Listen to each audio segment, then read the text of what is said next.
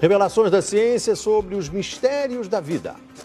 Especialistas de vários países estiveram no Brasil para o lançamento de um grupo dedicado à tese do chamado design inteligente. Esses cientistas acreditam que a perfeição e a complexidade da natureza comprovam a existência de um ser superior. O que há por trás do bater das asas de uma borboleta? Ou das cores vibrantes das penas dos pássaros? O que há em comum entre a concha do mar e a força dos furacões? Que mistérios guardam as nossas células e o DNA, o responsável por tudo o que somos? Os homens reunidos nesta sala são os principais nomes de um ramo da ciência que pretende responder questões como estas. Ao contrário do que a gente apregoou por 150 anos, há evidências de inteligência na vida e no universo. Eles são estudiosos do chamado design inteligente, uma linha de pesquisa que acredita que a complexidade da vida e a perfeição da natureza comprovam a existência de um ser superior. A vida foi feita pronta, o universo foi feito pronto, planejados por um ser extremamente inteligente, com design, com arte, com perfeição. Marcos Eberlin coordena o Núcleo de Pesquisa em Ciência, Fé e Sociedade, recém-inaugurado por uma das maiores universidades de São Paulo, em parceria com instituições americanas. Outro defensor do design inteligente é o doutor em bioquímica e professor americano Michael Behe.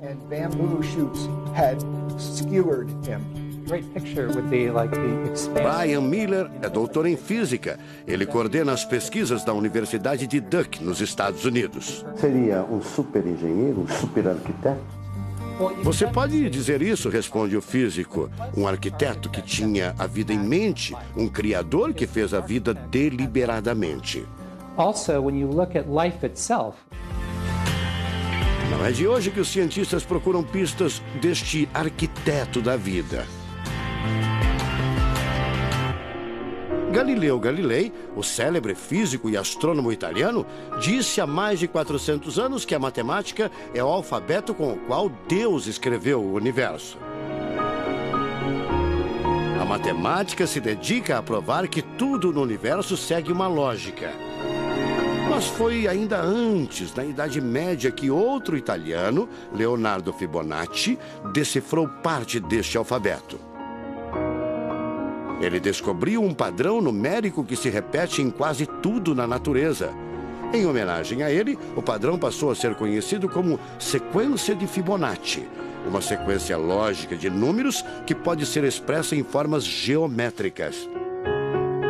Em cada quadrado, a gente consegue construir arcos, são aquelas linhas tortas, né? A gente consegue ligar um arco com o outro. Quando você liga um arco, um outro arco, um outro arco, um outro arco, um outro arco, e vai seguindo um outro arco, pensando no próximo quadrado, um outro arco. Essa aqui é uma figura que é uma espiral, chamada espiral de Fibonacci. E essa espiral aparece em diversos lugares do nosso cotidiano. Aparece, por exemplo, na nossa orelha. O formato da nossa orelha é exatamente essa espiral. Uma coisa interessante, aparece no nosso rodamuinho do cabelo aqui. É o mesmo formato que aparece aqui. Que é o mesmo formato que aparece naquela concha do mar, tal do Nautilus, né? Que é o mesmo formato que aparece nas estrelas do universo. Que é o mesmo rodamuinho que forma quando tem um furacão. A sequência de Fibonacci foi encontrada também nas ondas do mar, nas pétalas das rosas, na distribuição das sementes do girassol e até nos hexágonos da casca do abacaxi. Mais uma comprovação matemática da existência de uma mente inteligente por trás da criação seria o chamado número de ouro, ou proporção áurea, representada pela letra Φ. O número de ouro, também representado pelos dígitos 1,618, está presente na construção de uma das obras mais importantes da antiguidade, o Parthenon.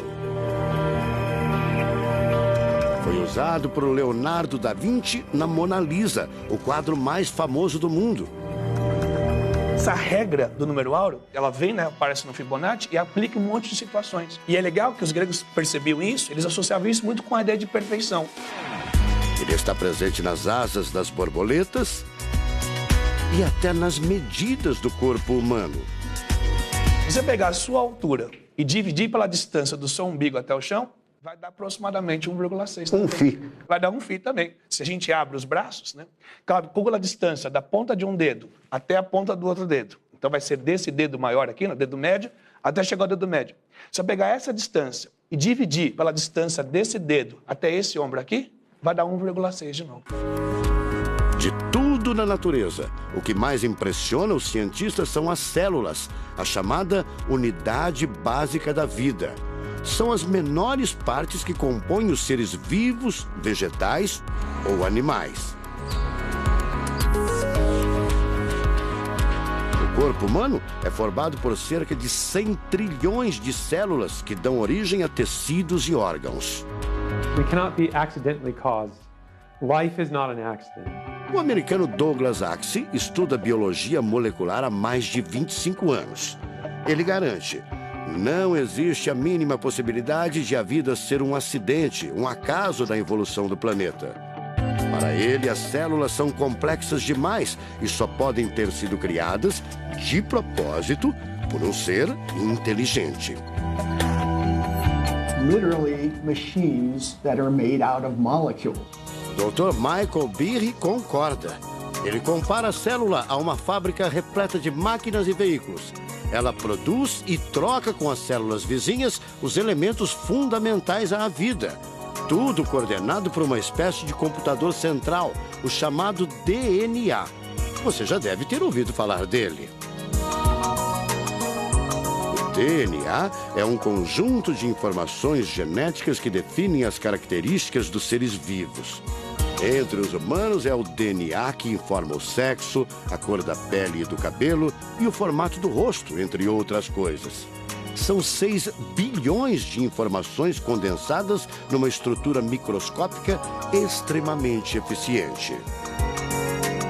O presidente da Sociedade Brasileira do Design Inteligente considera o DNA o mais avançado código de que se tem notícia. A gente tem a molécula de DNA como um modelo. Por quê?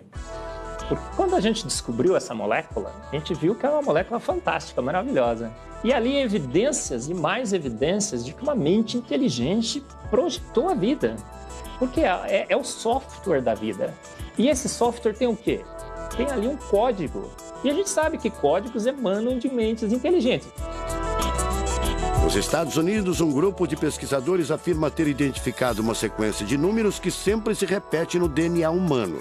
Seria uma espécie de assinatura de Deus, segundo o engenheiro da computação Greg Braden. So now we have a definition. Ao considerar a carga dos elementos químicos do DNA, os pesquisadores teriam identificado o seguinte padrão numérico: 10, 5, 6, 5.